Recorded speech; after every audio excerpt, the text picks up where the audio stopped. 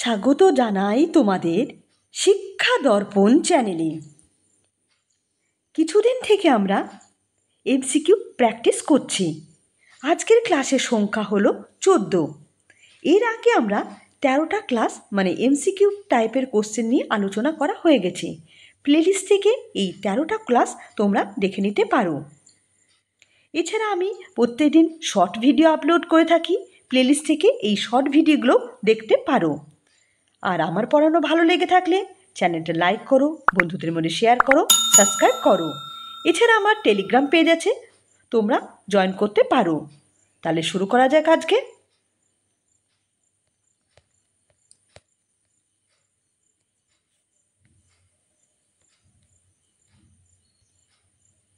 এক নম্বর কোশ্চেন, আদর্শবাদের মূল বৈশিষ্ট্য কী? আদর্শবাদ মানে আইডিয়ালিজমের মূল বৈশিষ্ট্য কী? অপশানগুলো কি? এ হলো অভিজ্ঞতা নির্ভর, বি আছে আত্মার উৎকর্ষ, সে আছে পরীক্ষামূলক মনোভাব, আর ডি আছে বৈজ্ঞানিক দৃষ্টিভঙ্গি। তা আদর্শবাদের মূল বৈশিষ্ট্য কী? এটা হবে আত্মার উৎকর্ষ। এটার অ্যান্সার হবে বি। 2 নম্বর কোশ্চেন, পিয়াজের জ্ঞানের বিকাশের সর্বোচ্চ মানে সর্বশেষ স্তর কোনটি? পিয়াজের কগনিটিভ ডেভেলপমেন্টে সর্বশেষ স্তর কোনটা সেটা জানতে চেয়েছে। অপশানগুলো কি? এ হলো সেন্সারি মোটো, বি আছে প্রি অপারেশনাল স্টেজ, সে আছে কংক্রিট অপারেশন স্টেজ, আর ডি আছে ফর্মাল অপারেশন স্টেজ। তাহলে পিয়াজের জ্ঞানমূলক বিকাশে সর্বশেষ স্তর কোনটা? এটা হলো ফর্মাল অপারেশন স্টেজ। প্রথমে সেন্সারি মোটর স্টেজ, তারপর প্রি অপারেশন স্টেজ, তারপর কংক্রিট অপারেশন স্টেজ এবং লাস্ট হলো ফর্মাল অপারেশন স্টেজ। তাহলে এটার অ্যান্সার হবে বি, এই ডি।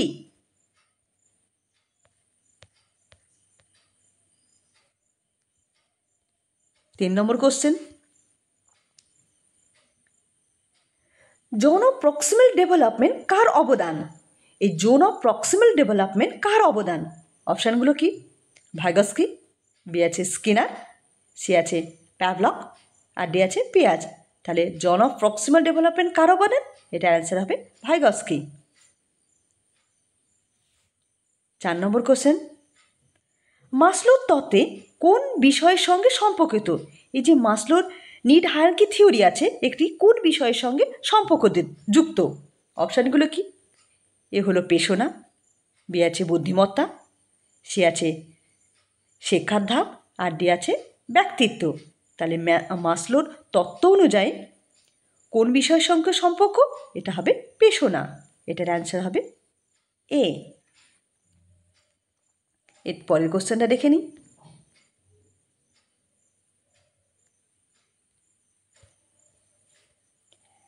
5 নম্বর কোশ্চেন, সার্বজনীন প্রাথমিক শিক্ষা মানে ইউইই মানে ইউনিভার্সালাইজেশন এলিমেন্টাল এডুকেশন কোন পরিকল্পনায় গুরুত্ব পায়?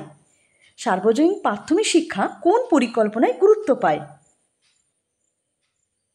এ হলো ষষ্ঠ, বি আছে সপ্তম, সে আছে নবম, আর ডি আছে দশম। তাহলে সার্বজনীন প্রাথমিক শিক্ষা কোন পরিকল্পনায় গুরুত্ব পায়? এটা হলো দশম পঞ্চবার্ষিক পরিকল্পনায় গুরুত্ব পেয়েছিল। এটার অ্যান্সার হবে ডি। 6 নম্বর কোশ্চেন, বিহেভিয়ারিজম কাউন্সিলিংয়ে প্রথম কে উপস্থাপন করেছে? এই বিহেভিয়ার কাউন্সিলিং প্রথম কে উপস্থাপন করেছে? অপশানগুলো কি? এ হলো স্কিনার, বি হলো ফ্রয়েড, সি হচ্ছিল রোজাস, আর ডি হলো হাল। তাহলে বিহেভিয়ার কাউন্সিলিং কে প্রথম উপস্থাপন করেছে? এটার অ্যান্সার হবে স্কিনার। ফ্রয়েডের সাইকোঅ্যানালিটিক্যাল থিওরি, কার্ল রজারের সেলফ থিওরি, আর হালের হলো নিড রিডাকশন থিওরি। তাহলে এটার অ্যান্সার হবে এ। 7 নম্বর কোশ্চেন,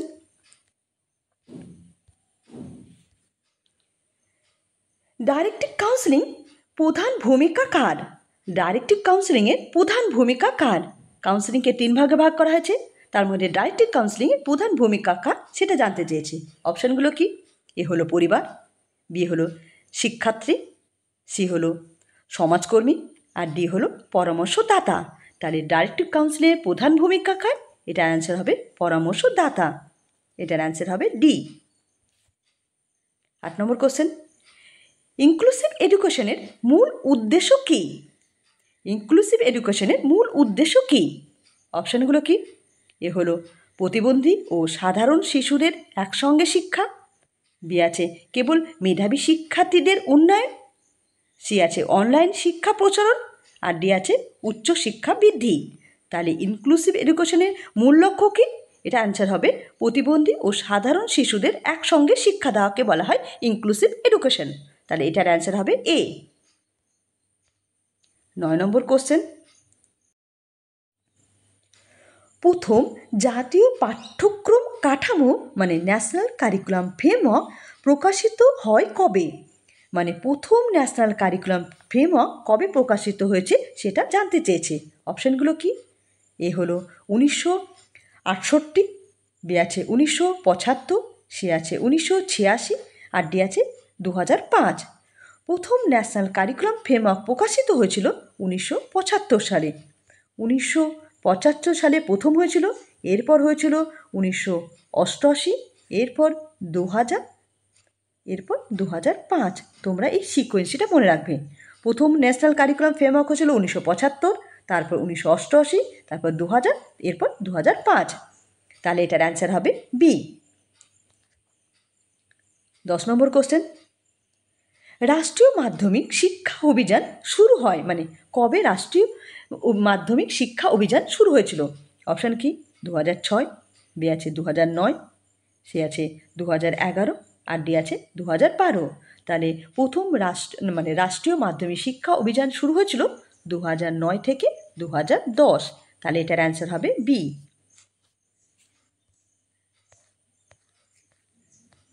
11 নম্বর কোশ্চেন, প্রথম মহিলা বিশ্ববিদ্যালয় প্রতিষ্ঠিত হয় মানে কোথায় প্রথম মহিলা বিশ্ববিদ্যালয় প্রতিষ্ঠিত হয়েছিল? অপশানগুলো কি? এ হলো পুনে, বি আছে দিল্লি, সি আছে মুম্বাই, আর ডি আছে কলকাতা।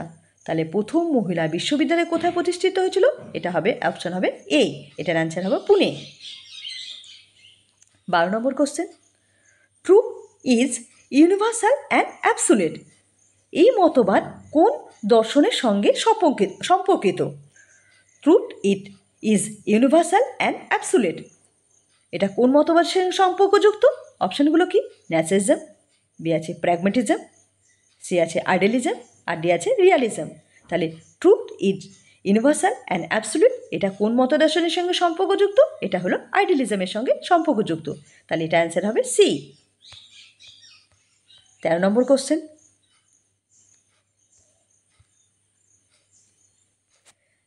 কাউন্সেলিং প্রক্রিয়ার চূড়ান্ত উদ্দেশ্য কী? এই যে কাউন্সেলিং প্রক্রিয়ার চূড়ান্ত উদ্দেশ্যটা কি সেটা জানতে চেয়েছে। অপশানগুলো কি? এ হলো সিদ্ধান্ত চাপিয়ে দেওয়া, বি আছে ব্যক্তিকে স্বসিদ্ধান্ত গ্রহণ সক্ষম করে তোলা, সি আছে শাস্তি প্রদান, আর ডি আছে সমাজ সংস্কার। তাহলে কাউন্সেলিংয়ের চূড়ান্ত উদ্দেশ্য কি? ব্যক্তিকে স্বসিদ্ধান্ত গ্রহণ করার সক্ষমতা করে তোলা। এটার অ্যান্সার হবে বি।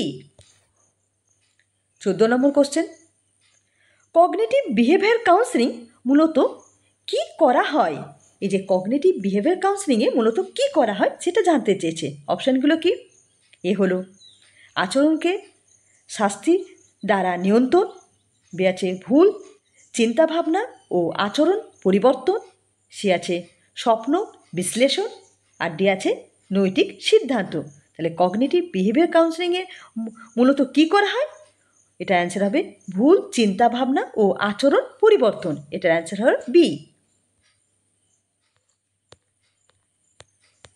4 নম্বর কোশ্চেন,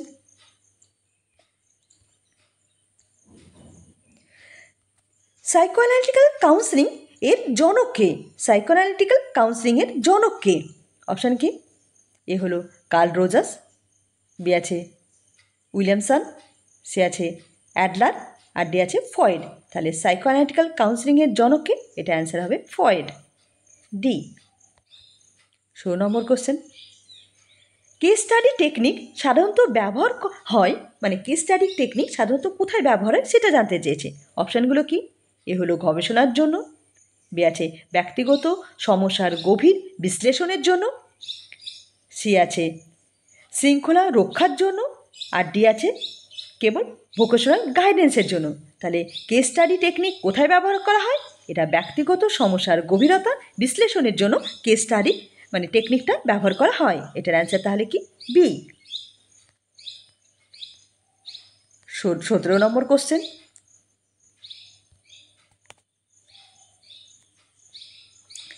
সিজোফ্রেনিয়ার প্রধান বৈশিষ্ট্য কী? এই যে সিজোফ্রেনিয়াটা তার বৈশিষ্ট্য কী? অপশানগুলো কি? এ হলো দ্বৈত ব্যক্তিত্ব, বি আছে শারীরিক অসুস্থতা, সি আছে অতিরিক্ত আনন্দ, আর ডি আছে ভ্রান্তি ও হ্যালুসিনেশন। তাহলে সিজোফ্রেনিয়ার মূল বৈশিষ্ট্য কি? ভ্রান্তি ও হ্যালুসিনেশন। এটার অ্যান্সার হবে ডি। এটাই হলো সিজোফ্রেনিয়ার মূল বৈশিষ্ট্য। 18 নম্বর কোশ্চেন, প্যারাসোনিয়া রোগী সাধারণত কিসের ভোগে, মানে প্যারাসোনিয়া রোগগ্রস্ত হলে তারা কিসে ভোগে সেটা জানতে চেয়েছে। অপশানগুলো কি? এ হলো নিপীড়িত হওয়ার ভ্রান্ত ধারণা, বি আছে অতিরিক্ত আনন্দ, সি আছে অকারণে কান্না, আর ডি আছে মেজাজ পরিবর্তন। তা প্যারাসোনিয়া রোগী কিসে ভোগে? অতিরিক্ত না নিপীড়িত হওয়ার ভ্রান্ত ধারণায় ভোগে। এটার অ্যান্সার তাহলে কি এ। 19 নম্বর কোশ্চেন,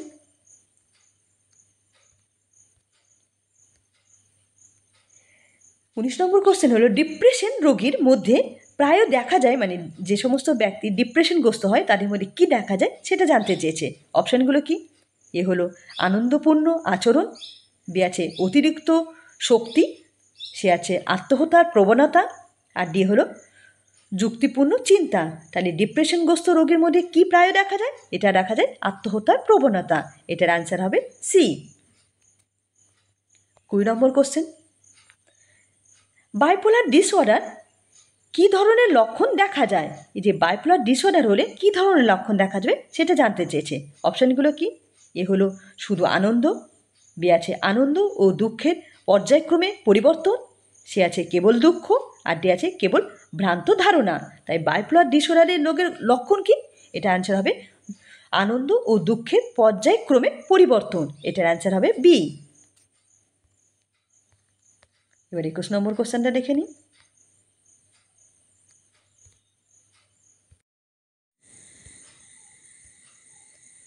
কনফ্লিক্ট কোন সোশ্যাল প্রসেসের অংশ?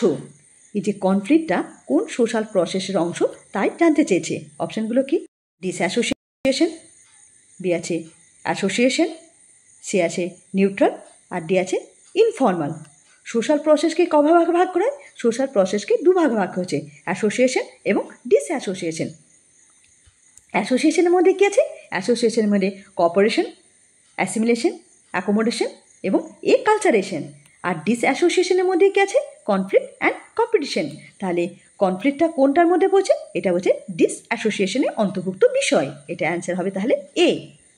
22 নম্বর কোশ্চেন, কোঅপারেশন অ্যান্ড কম্পিটিশনের পার্থক্য কী?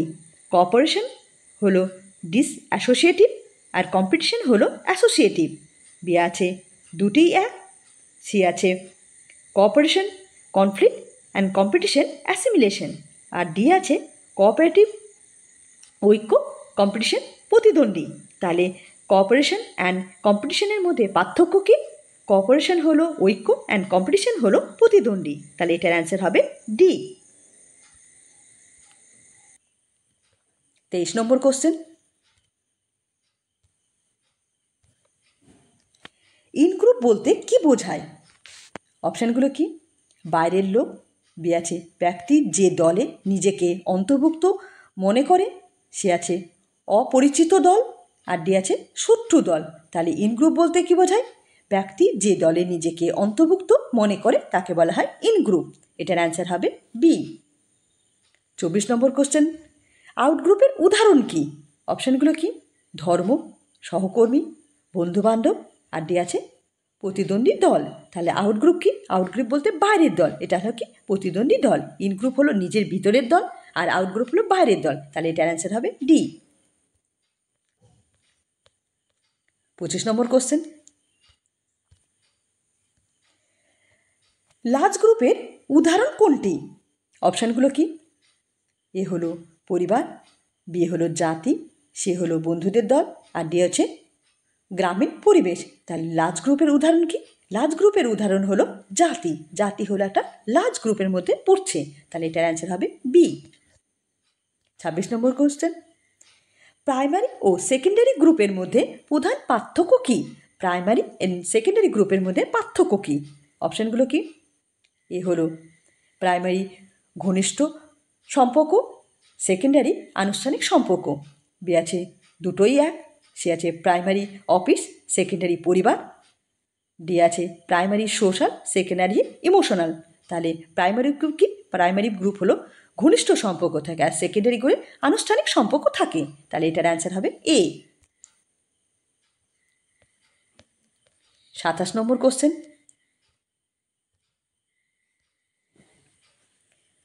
ইউনিভার্সালাইজেশন এলিমেন্টাল এডুকেশনের গুরুত্ব পায় কোন পরিকল্পনায়? ইউই গুরুত্ব পেয়েছে কোন পরিকল্পনায়? অপশানগুলো কি? ষষ্ঠ পঞ্চবার্ষী পরিকল্পনায়, বি আছে সপ্তম পঞ্চবার্ষী পরিকল্পনায়, সি আছে অষ্টম পঞ্চবার্ষী পরিকল্পনা, এবং ডি আছে দশম পঞ্চবার্ষী পরিকল্পনা। তাহলে ইউইই গুরুত্ব পেয়েছে, এটা হবে দশম পঞ্চবার্ষী পরিকল্পনা। এটার অ্যান্সার হলো ডি। 28 নম্বর কোশ্চেন, ইউই বাস্তবায়নের জন্য কোন কর্মসূচি শুরু হয়েছিল? এই ইউই বাস্তবায়নের জন্য কি কর্মসূচির গ্রহণ করা হয়েছিল?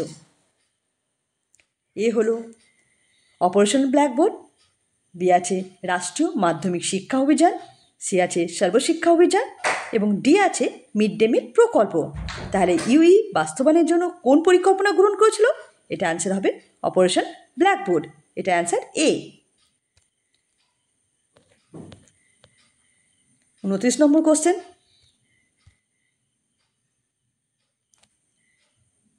মিড ডে মিল প্রকল্পের প্রধান উদ্দেশ্য কী? এই যে মিড ডে মিল প্রকল্প হয়েছিল তার প্রধান উদ্দেশ্য কী? MDM এর প্রধান উদ্দেশ্য কী? অপশানগুলো কি? শিক্ষার্থীদের স্বাস্থ্য উন্নয়ন, বি আছে শিক্ষার্থীদের ফল ভালো করা, সি আছে শিক্ষক নিয়োগ, আর ডি আছে বিদ্যালয়ের সংখ্যা বাড়ানো। তাহলে MDM এর প্রধান উদ্দেশ্য কি? শিক্ষার্থীদের স্বাস্থ্যের উন্নয়ন করা। তাহলে এটার অ্যান্সার হবে এ। 30 নম্বর কোশ্চেন, NEP 2020 অনুযায়ী ECCE কোথা থেকে শুরু করার সুপারিশ করা হয়েছিল? এই যে NEP 2020 অনুযায়ী ECCE মানে আর্লি চাইল্ডহুড কেয়ার এডুকেশন কোথা থেকে মানে শুরু করার সুপারিশ করা হয়েছিল? অপশনগুলো কী কী? এ হলো পঞ্চম মানে 5 বছর বয়স থেকে, বি আছে 3 বছর বয়স থেকে, সি আছে 6 বছর বয়স থেকে, আর ডি আছে জন্মের পরেই। তাহলে NEP 2020 অনুযায়ী কোথা থেকে শুরু করার কথা বলা হয়েছে? এটা হবে 3 বছর বয়স থেকে। এটার অ্যান্সার হবে বি।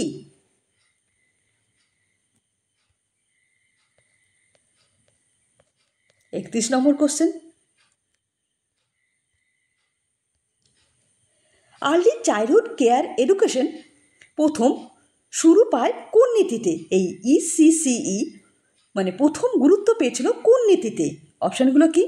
NEP 1968, বি আছে NEP 1986, সি আছে NEP 1992, আর ডি আছে NEP 2020। তাহলে ECCE প্রথম গুরুত্ব পেয়েছে কোন নীতিতে? এটা হবে NEP 1986।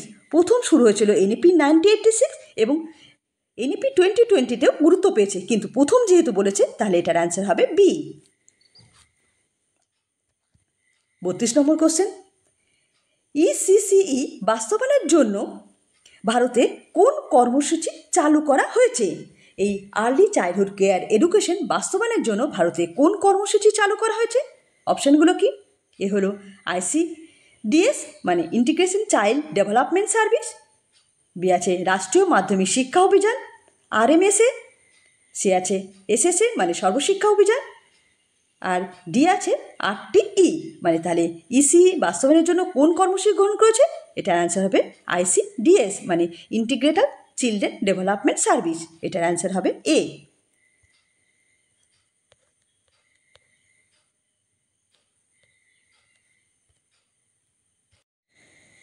ECCE বাস্তবায়নের জন্য ভারতে কোন কর্মসূচি চালু হয়? মানে আর্লি চাইল্ডহুড কেয়ার এডুকেশন বাস্তবায়নের জন্য ভারতে কোন কর্মসূচি চালু হয়? অপশানগুলো কি? এ হলো ICDS মানে ইন্টিগ্রেট ডেভেলপমেন্ট সার্ভিস, বি আছে রাষ্ট্রীয় মাধ্যমিক শিক্ষা অভিযান, সি আছে সর্বশিক্ষা অভিযান, আর ডি আছে রাইট টু এডুকেশন অ্যাক্ট মানে RTE।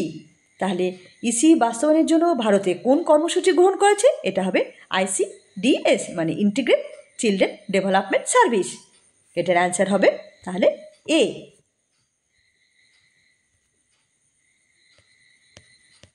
33 নম্বর কোশ্চেন,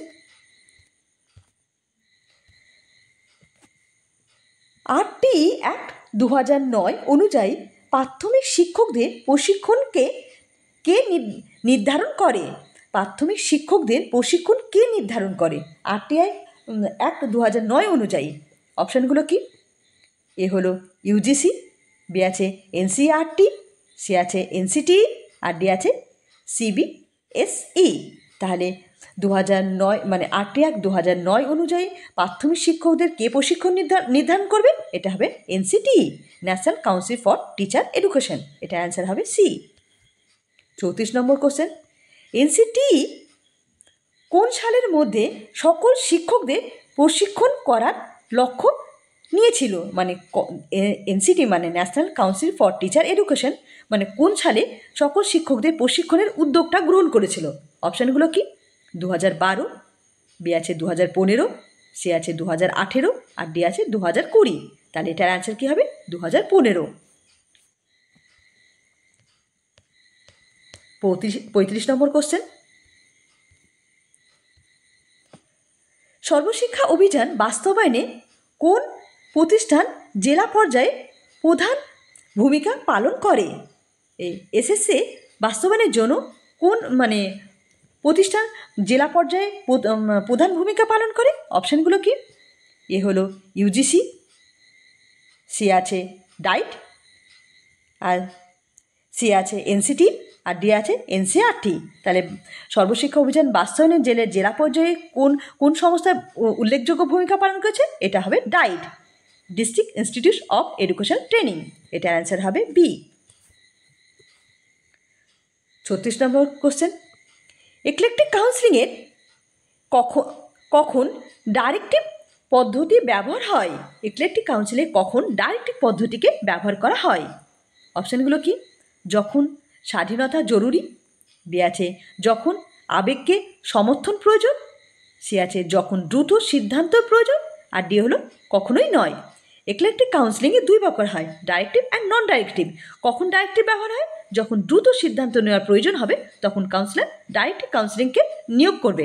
এটার অ্যান্সার হবে তাহলে সি। 37 নম্বর কোশ্চেন, এটা একটু ভুল আছে, এটা হবে নন ডাইরেক্টিভ।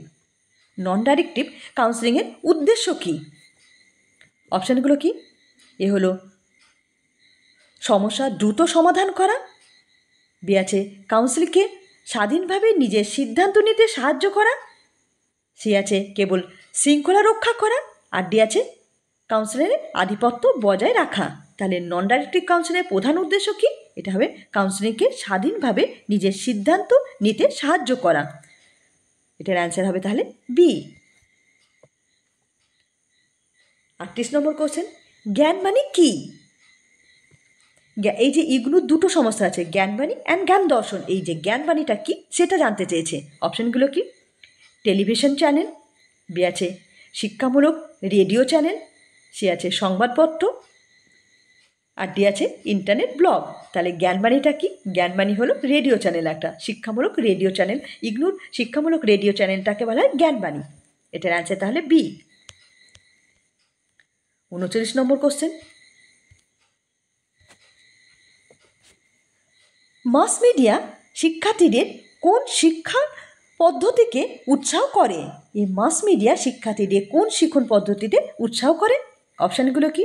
স্বশিক্ষণ, বি আছে মুখস্থ শিক্ষা, সি আছে শাস্তিভিত্তিক শিক্ষা, আর ডি আছে সংকীর্ণ শিক্ষা। তাহলে মাস মিডিয়া শিক্ষার্থীদের কোন শিক্ষণ পদ্ধতিকে উৎসাহ করে? এটা হলো স্বশিক্ষণ পদ্ধতি। মানে মাস মিডিয়ার সাহায্যে ছাত্রছাত্রী নিজেরাই শিখতে পারে, এর জন্য স্বশিক্ষণ পদ্ধতিকে বেশি উৎসাহ করে। এটার অ্যান্সার হবে তাহলে এ। 40 নম্বর কোশ্চেন, মাস মিডিয়া সামাজিকীকরণে কোন এজেন্ট হিসাবে কাজ করে? সামাজিকরণে কোন এজেন্ট হিসাবে কাজ করছে? অপশানগুলো কি? প্রাথমিক এজেন্ট, বি আছে কেবলমাত্র ধর্মীয় এজেন্ট, সি আছে কেবলমাত্র পারিবারিক এজেন্ট, আর ডি আছে গৌণ এজেন্ট। তাহলে মাস মিডিয়া সামাজিকরণে কোন এজেন্ট হিসাবে কাজ করে? এটা গৌণ এজেন্ট হিসাবে কাজ করে। এটার অ্যান্সার হবে ডি।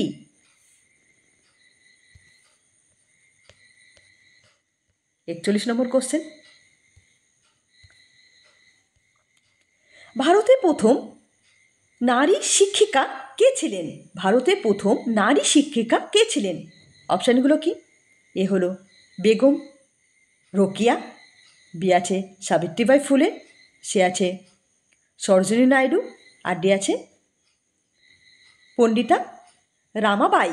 তাহলে ভারতে প্রথম মানে নারী শিক্ষিকা কে ছিলেন? এটা হবে সাবিত্রীবাই ফুলে। এটার অ্যান্সার হলো বি। 42 নম্বর কোশ্চেন, বেগম রোকিয়া কোন ভাষায় সাহিত্য রচনা করতেন?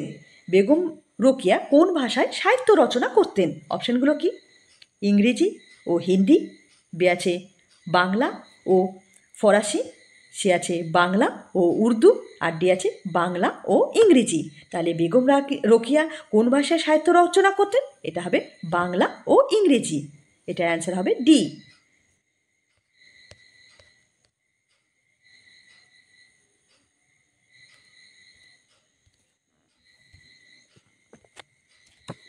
43 নম্বর কোশ্চেন, পুনর্বিবাহ আইন পাস হয় কত সালে? কোন সালে পুনর্বিবাহ আইন পাস হয়েছিল? অপশানগুলো কি? 1953 সালে, বি আছে 1956 সালে, সি আছে 1957 সালে, আর ডি আছে 1959 সালে। তাহলে পুনর্বিবাহ আইন কবে পাস হয়েছিল?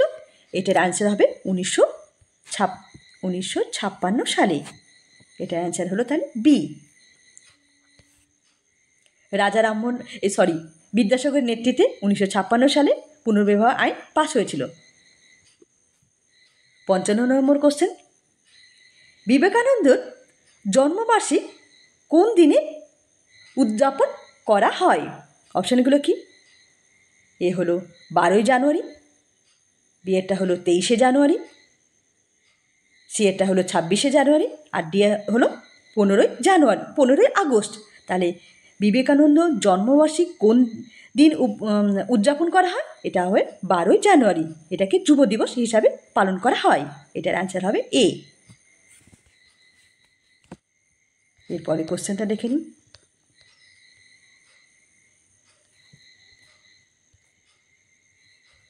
পঁয়তাল্লিশ নম্বর কোশ্চেন, ঈশ্বরভাই প্যাটেল কমিটি কোন সালে গঠিত হয়েছিল? এই ঈশ্বরভাই প্যাটেল কমিটি কত সালে গঠিত হয়েছিল? অপশানগুলো কি? 1975 সালে, বি আছে 1976 সালে, সি আছে 1977 সালে, আর ডি আছে 1978 সালে। তাহলে ঈশ্বরভাই প্যাটেল কমিটি কবে গঠিত হয়েছিল? 1977 সালে। 46 নম্বর কোশ্চেন, দুর্গাভাই দেশমুখ কমিটি কোন বিষয়ে সুপারিশ প্রদান? অপশানগুলো কি? নারী শিক্ষা, বি আছে সামাজিক শিক্ষা, সি আছে মাধ্যমিক শিক্ষা, ডি আছে কারিগরি শিক্ষা। দুর্গাভাই দেশমুখ কমিটি কবে গঠিত হয়েছিল? 1958 থেকে 1959 সালে দুর্গাভাই দেশমুখ কমিটি গঠিত হয়েছিল। এই কমিটির মূল উদ্দেশ্য ছিল নারী শিক্ষা উন্নয়ন করা। নারী শিক্ষা উন্নয়ন করা উদ্দেশ্য থাকলেও এই কমিটি সাধারণত 3টি বিষয়ের উপর গুরুত্ব আরোপ করেছিল।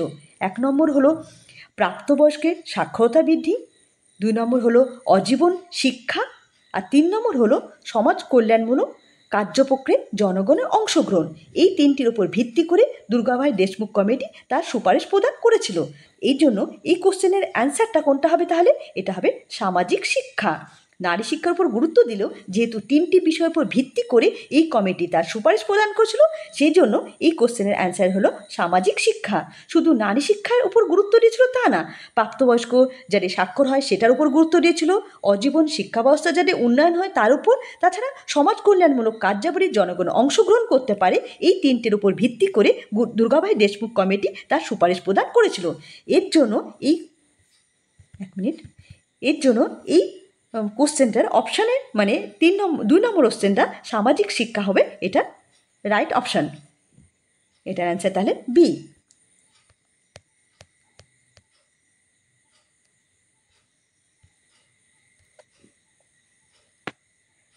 47 নম্বর কোশ্চেন, SUPW মানে সোশ্যালি ইউজফুল প্রোডাক্টিভ ওয়ার্ক কোন কমিশনের সুপারিশে শিক্ষায় অন্তর্ভুক্ত হয়েছিল?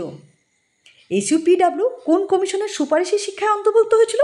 এ হলো কোঠারি কমিশন, বি আছে এটা মুদালিয়া কমিশন, সি আছে রাধাকৃষ্ণ কমিশন, আর ডি হলো রামমূর্তি কমিটি। তাহলে SUPW কোন কমিশনের সুপারিশে শিক্ষা অন্তর্ভুক্ত হয়েছিল? এটা হলো কোঠারি কমিশন। এটার অ্যান্সার হবে এ। 48 নম্বর কোশ্চেন, হান্টার কমিশন কার সময় গঠিত হয়েছিল? এই যে হান্টার কমিশন কার সময় গঠিত হয়েছিল? অপশানগুলো কি? লর্ড কার্জন, বি আছে লর্ড রিপন, সি আছে লর্ড ডাফরিন, আর ডি আছে লর্ড মিল্টন। তাহলে হান্টার কমিশন কার সময় গঠিত হয়েছিল? এটা অ্যান্সার হবে লর্ড রিপনের সময়। এটার অ্যান্সার হবে বি।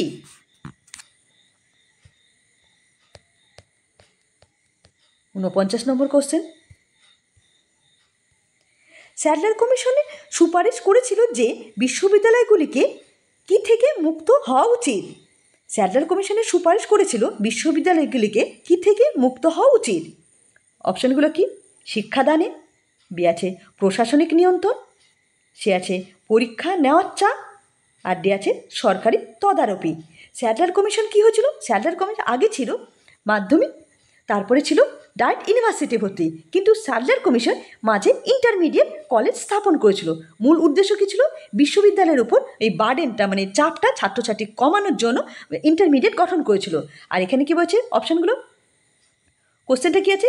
বিশ্ববিদ্যালয় থেকে কি মুক্তি করার জন্য হয়েছিল? তাহলে এটার অ্যান্সার হবে পরীক্ষা নেওয়ার চাপ কমানোর জন্য। এটার অ্যান্সার হবে C. Last question, Sargent report কোন কমিটির মাধ্যমে প্রকাশিত হয়েছিল? অপশানগুলো কি? স্যাডলার কমিশন, বি আছে central advisory board of education, C আছে হাটাং কমিটি, আর ডি আছে হান্টার কমিশন। তাহলে সার্জান রিপোর্ট কোন কমিটির মাধ্যমে প্রকাশিত হয়েছিল? এটা হলো central advisory board of education মাধ্যমে প্রকাশিত হয়েছিল। এটার অ্যান্সার হবে বি। তাহলে আজকে আমাদের কোশ্চেনগুলো কমপ্লিট হলো। কোশ্চেনগুলো কেমন লাগলো তোমরা মেসেজ করে বলবে। কোনো কোশ্চেনে যদি ডাউট থাকে আমাকে মেসেজ করবে, আমি তার উত্তর নেব। আর কোশ্চেন ভালো লাগলে ভিডিওটা লাইক করবে। ধন্যবাদ।